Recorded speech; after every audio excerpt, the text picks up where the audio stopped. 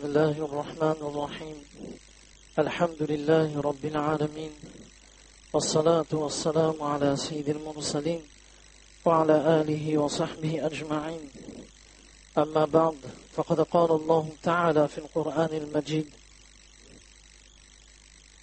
والعصر إن الإنسان لفي خسر إلا الذين آمنوا وعملوا الصالحات وتواصوا بالحق وتواصوا بالصبر صدق الله العظيم رب اشرح لي صدري ويسر لي أمري واحلل عقدة من لساني يفقه قولي سبحانك لا علم لنا إلا ما علمتنا إنك أنت العليم الحكيم فسهل يا إلهي كل صعب بحرمة سيد الأبرار سهل جزا الله عنا محمدا صلى الله عليه وسلم بما وأهله رب ارحمهما كما ربياني صغيرا. Toutes les louanges appartiennent à Allah subhanahu wa ta'ala, le tout clément, le très miséricordieux, celui qui nous a accordé cette capacité de venir vers sa masjid, d'accomplir une de ses obligations, la salatul Jumu'ah, celui qui nous a permis de pouvoir se déplacer sans aucune difficulté, avec beaucoup de sécurité. Tout cela appartient à la grâce, tout cela appartient au bienfait qu'Allah subhanahu wa ta'ala il nous a donné. Jumu'ah, le meilleur jour de la semaine, ceci est un rappel. Jumu'ah, c'est le meilleur jour de la semaine. Envoyer en abondance les salutations sur Rasulullah sallallahu alayhi wa sallam constitue une des actions les plus méritoires de ce jour. Rasulullah sallallahu alayhi wa sallam, d'après le sens d'un hadith, il est mentionné que celui qui envoie sur Rasulullah sallallahu alayhi wa sallam 1000 salutations de Jumu'ah, Inch'Allah, avant de mourir, cette personne va voir sa place dans le paradis. Et la plus petite formule, c'est sallallahu alayhi wa sallam, 1000 et au-delà de 1000, il est préférable d'aller au-delà de 1000 parce que c'est un bienfait énorme et c'est une action exceptionnelle que d'envoyer les salutations sur Rasulullah sallallahu alayhi wa sallam. Une fois Rasulullah sallallahu alayhi wa sallam, il était en compagnie de ses compagnons et Rasulullah sallallahu alayhi wa sallam leur a posé une question. Une question toute simple. Si on nous aurait posé cette question, nous aussi on répondrait la même chose. Question simple. Mais Rasulullah sallallahu alayhi wa sallam, son enseignement est un enseignement pur. Un enseignement qui nous amène toujours vers une élévation spirituelle, vers une réforme spirituelle et vers une réalité permanente, pas une réalité éphémère. Nous vivons dans un monde où ce monde il est périssable, il est éphémère. Quelles que soient les situations dans lesquelles on se trouve, cette situation, elle va disparaître. Elle va disparaître. Donc, Rasulullah sallallahu alayhi wa sallam, son enseignement, il est magique, tout simplement. Parce qu'il nous fait comprendre que ce que je dis, je ne veux que le bien pour vous. وَمَا أَرْسَلْنَاكَ إِلَّا رَحْمَةً لِلْعَالَمِينَ. En aucun cas, dans l'enseignement de Rasulullah sallallahu alayhi wa sallam, dans sa vie, il n'y aurait un obstacle à notre vie terrestre et à notre vie céleste. Impossible. Dans tout ce que Rasulullah sallallahu alayhi wa sallam il a fait, dans tout ce qu'il a dit, il y a pour nous un bien-être. Il y a pour nous un bien-être exceptionnel. Et ce bien-être, il est d'ordre matériel, spirituel, au sens large du terme. Rasulullah sallallahu alayhi wa sallam, il n'a voulu que le bien pour ses proches, pour tout son entourage et pour l'humanité tout entière. وَمَا أَرْسَلْنَاكَ إِلَّا رَحْمَةً لِلْعَالَمِينَ. Nous t'avons envoyé que comme miséricorde pour les mondes, pour l'univers. Donc on doit avoir cette ferme conviction que ce que Rasulullah sallallahu alayhi wa sallam il a dit, il a fait, il n'y a pour nous que le bien, que le bien. Son enseignement n'empêche en aucun cas la nature humaine de s'exprimer. La nature humaine s'exprime. La nature humaine s'exprime, mais le spirituel oriente. Voilà. La nature humaine s'exprime. J'ai faim, il y a l'amour, il y a les sentiments, il y a les émotions, il y a les divertissements, il y a un besoin. On ne va pas casser ce besoin. Dans son salam, en aucun cas, il vient pour casser notre nature humaine. Jamais. La nature humaine s'exprime, mais elle est orientée par le spirituel. C'est ça, Rasulullah sallallahu alayhi wa sallam. Il faut bien comprendre. Si on dit que c'est l'homme parfait, c'est dans son enseignement où il nous montre toute sa perfection. Lorsqu'on a demandé à Rasulullah sallallahu alayhi wa sallam, lorsqu'on a demandé à Aïcha radiallahu anha, quel était le comportement de Rasulullah sallallahu alayhi wa sallam, kana khuluquhu al-Qur'an. Le Qur'an, le message du Qur'an et le comportement de Rasulullah sallallahu alayhi wa sallam ne font qu'un. C'est une lecture vivante. C'est un message vivant. C'est un message ambulant. C'est un message qui invite en aucun cas une destruction de la nature humaine, mais l'épanouissement. Et la nature humaine s'exprime de la plus merveilleuse façon, que ce soit à travers son enseignement. C'était ça, Rasulullah sallallahu alayhi wa sallam. Et ce lien qu'il entretenait avec ses compagnons, radiallahu anhum, c'était ce lien d'amour. Un lien d'amitié exceptionnel, un lien d'amitié très fort. Vouloir toujours le bien pour son prochain. Et pourquoi il a dit cela? Ses compagnons radiallahu anhum, parce que ses compagnons radiallahu anhum ont fait leur tâche qui leur incombait, la transmission. Abu Huraira radiallahu anhu. Maintenant voilà le hadith. Abu Huraira radiallahu anhu. Il dit que Rasulullah sallallahu alayhi wa sallam, il a dit une fois aux compagnons, ce hadith il est cité dans Muslim, numéro 2581. Atadrouna mal muflis. Écoutons bien la question. La question de Rasulullah sallam elle est claire. Atadrouna mal muflis. Savez-vous qui est le démuni? Qui est le pauvre? Si on nous posait cette question, qui est le pauvre? Mais nous allons répondre comme les sahaba radiallahu anhum, ils vont répondre. Al-muflisu fina man la dirham lahu wa la mata'. On va répondre la même chose. Le pauvre, c'est celui qui n'a pas d'argent et qui n'a pas de bien. C'est une définition tout à fait exacte d'un pauvre, d'un démuni. Maintenant, regardez la réponse de Rasulullah sallallahu alayhi wa sallam. Rasulullah sallam ne rejette pas leur réponse. C'est une réalité. Mais c'est une réalité éphémère. Aujourd'hui, la personne est pauvre. Demain, elle obtient un bien.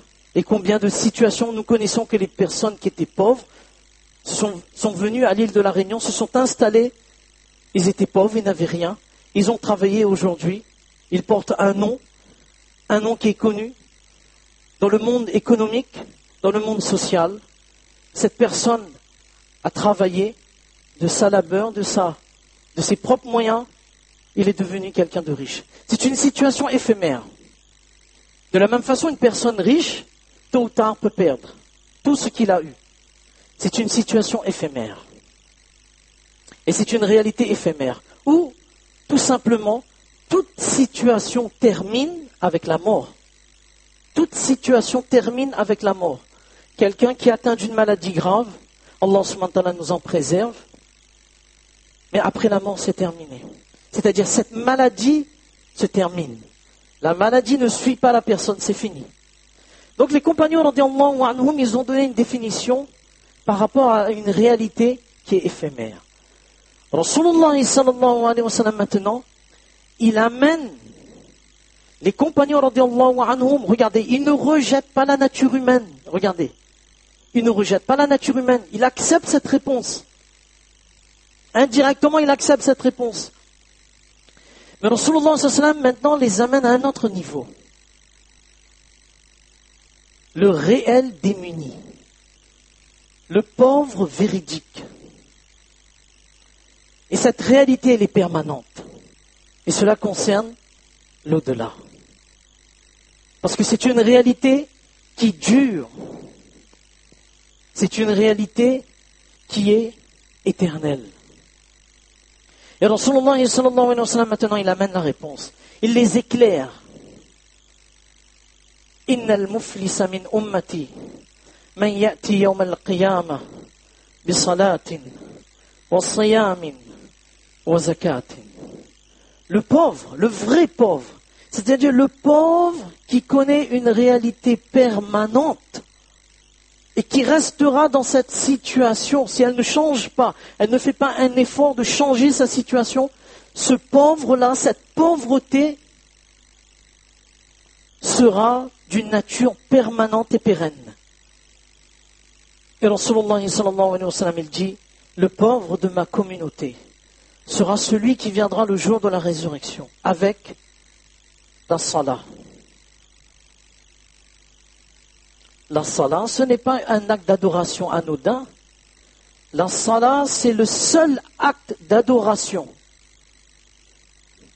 qu'Allah a appelé Rasulullah sallallahu alayhi wa sallam en personne pour lui donner ce cadeau. La salah, ce n'est pas un acte d'adoration comme les autres. Aucun acte d'adoration ne partage avec la salah cette caractéristique où, durant l'ascension, Allah subhanahu wa ta'ala a appelé personnellement Rasulullah sallallahu alayhi wa sallam pour lui donner ces 5 salahs, qui étaient au départ 50. Et avec la discussion avec Moussa alayhi salatu wa salam, réduction, arrivé à 5, mais on a la récompense de 50 salahs, ça c'est la miséricorde d'Allah subhanahu wa ta'ala. Non, mais qui est donc ce pauvre qui arrive avec la salah qui n'est pas un acte d'adoration, mais qu'est-ce qu'il a fait pour qu'il puisse devenir pauvre et d'être dans une situation qui est une situation permanente? Mais qui est cet homme? Qui est cette personne qui, avec la salah, mais quelle action il a accomplie? Il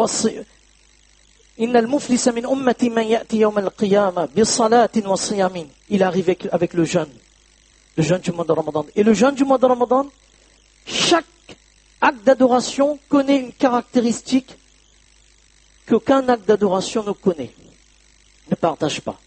Le jeûne, sa caractéristique, c'est que Allah subhanahu wa ta'ala connaît lui seul la rétribution. Les autres actes d'adoration, on connaît la rétribution. Celui qui accomplit la salah, voilà sa rétribution. Celui qui accomplit tel autre acte d'adoration, le hajj, etc., etc.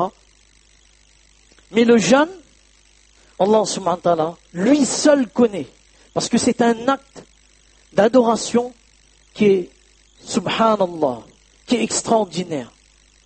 Mais quel est donc ce pauvre? Mais qu'est-ce qu'il a fait pour qu'il arrive avec la salah, dont on vient de voir, avec le jeûne, dont on vient de voir la caractéristique, wa zakatin, et zakat. La zakat, celui qui paie sa zakat, sur lequel la zakat est obligatoire. Allah subhanahu wa ta'ala lui donne un moyen d'augmenter. Il retire.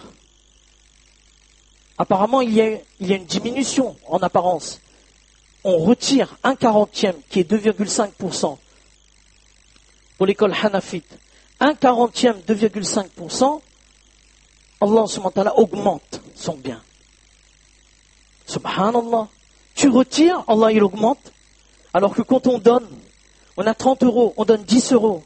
Il nous reste combien? 20. La caractéristique de la zakat,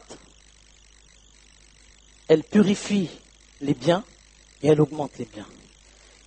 Mais quelle est donc cette personne qui aura amené le jour de la résurrection, la salah, le jeûne, la zakat, mais qui est pauvre, qui connaît une situation permanente de pauvreté, une situation réelle de pauvreté? Rasulullah sallallahu alayhi wa sallam, il continue. Wa ya'ti. Mais voilà. Alors Rasulullah sallallahu alayhi wa sallam maintenant décrit qu'est-ce qui a fait sa pauvreté. Qu'est-ce qui a fait sa pauvreté? Et c'est là qu'on voit. Et c'est là qu'on peut comprendre que le jour de la résurrection, il y aura deux tribunaux.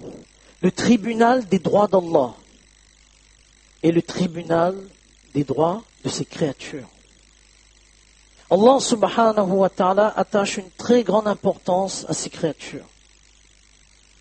Les deux droits doivent être respectés. Et dans tous les cas, le musulman, la musulmane doit respecter tout ce qu'Allah subhanahu wa ta'ala nous a ordonné. Tout ce que Rasulullah nous a dit. Ce n'est pas maintenant que j'accomplis la salat. Non, je ne fais pas la salat, je ne donne pas la zakat, je ne fais pas le jeûne, mais je respecte les droits des créatures. Il ne faut pas tomber dans cette mauvaise idée. Les deux, c'est-à-dire les droits des créatures et les droits d'Allah, les deux doivent être respectés. Ce n'est pas que je respecte les droits d'Allah, mais je ne respecte pas les droits des créatures. Ou bien je respecte les droits des créatures, mais je ne respecte pas les droits d'Allah. Les deux ne sont pas sur la bonne voie. Il faut respecter les deux. Et dans ce hadith, Rasulullah nous interpelle sur les choses basiques de notre vie qui parfois nous passent inaperçues et qui parfois nous semblent infiniment petits, mais qui ont leur importance. Et Rasulullah maintenant décrit vraiment ce pauvre, c'est celui. Oui, il a amené la salat, dont on vient de voir le mérite exceptionnel. Il a amené le jeûne, dont on vient de voir la caractéristique qu'aucun autre acte d'adoration partage. La zakat, ok, mais il a injurié autrui. Le contrôle de la langue, il a injurié autrui. On peut être dans le premier saf.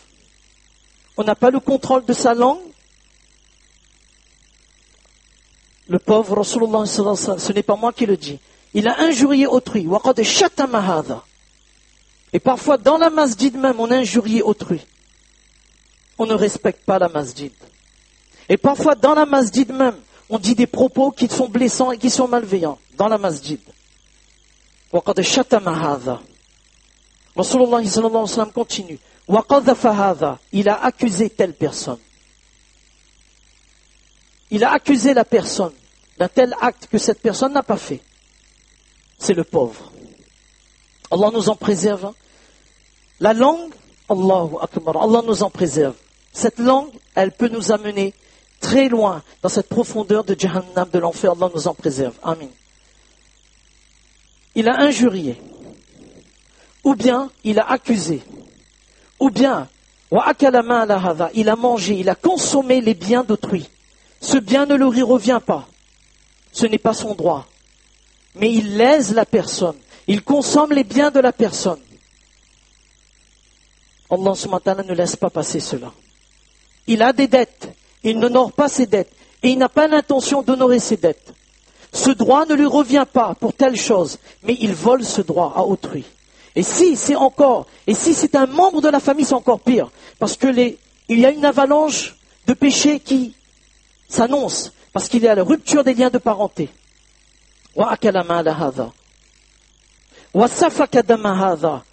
Il a versé le sang d'autrui. Et tout ce qui est terrorisme, Rasulullah sallallahu alayhi wa sallam le dit ici, c'est interdit de verser le sang d'autrui. Il a frappé autrui. Regardez, il vient avec la salat, ce n'est pas n'importe quelle action, wallah. Il vient avec le jeûne, il vient avec la zakat, mais il a injurié. Il a accusé, il a mangé le bien d'autrui, il a frappé, il a frappé, et il a versé le sang. Rasulullah sallallahu alayhi wa sallam continue. فيؤطى هذا من حسناته وهذا من حسناته فإن فنيت حسناته قبل أن يقضى ما عليه فطرحت عليه ثم طرح في النار. Et Rasulullah sallallahu alayhi wa sallam dit, on va prendre de ses bonnes œuvres. On ne va pas annuler ses œuvres. Non, on va prendre toutes les récompenses.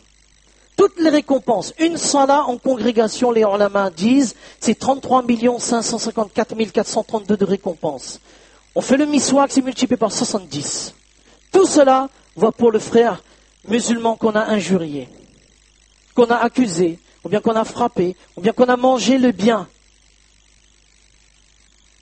C'est une jouissance éphémère. Parce que lorsqu'on exprime sa colère, lorsqu'on exprime ses sentiments en frappant, ou bien en accusant, ou bien en mangeant les biens d'autrui, c'est une jouissance éphémère. Allah subhanahu wa ta'ala laisse. En créole, on dit, en langue créole, qu'est-ce qu'on dit? Un jour, il appelle demain. Et ce demain-là, c'est pas seulement ici, hein, c'est dès qu'on ferme les yeux. Parce que pour chaque maître, il y a un maître. Ça, il ne faut jamais l'oublier. Pour chaque oppresseur, Allah subhanahu wa ta'ala, il sait ce qu'il doit faire avec. On va donner toutes ces bonnes actions, toutes. Voilà le pauvre réel, on donne. Maintenant, avant même que le jugement soit terminé, il n'a plus de bonnes actions à donner, qu'est-ce qu'on va faire? La justice d'Allah subhanahu wa ta'ala, elle est très pointilleuse. Très pointilleuse. La justice d'Allah subhanahu wa ta'ala, ça, Allah subhanahu wa ta'ala ne le laisse passer en aucun cas. On va prendre tous les péchés d'autrui. Faturihat alayh, et on va le mettre sur son dos. À cause de ton oppression et de ton injustice. Thumma turiha finnar, et ensuite tu seras jeté en enfer. C'est ça le pauvre. Regardez comment Rasulullah sallallahu alayhi wa sallam, d'une réalité éphémère, d'une réalité évidente, le pauvre c'est celui qui n'a pas de bien, qui n'a pas de marchandises, qui n'a pas de bâtiment. C'est celui qui n'a pas de rien, il n'a rien. Rasulullah sallam amène la pauvreté vers quelque chose d'une réalité qui est encore plus douloureuse. Parce que cette réalité douloureuse ne se termine pas. Donc veillons au droit d'autrui, le contrôle de la langue, ne pas manger les biens de l'autre. On n'a pas droit à ce bien, on ne mange pas son bien.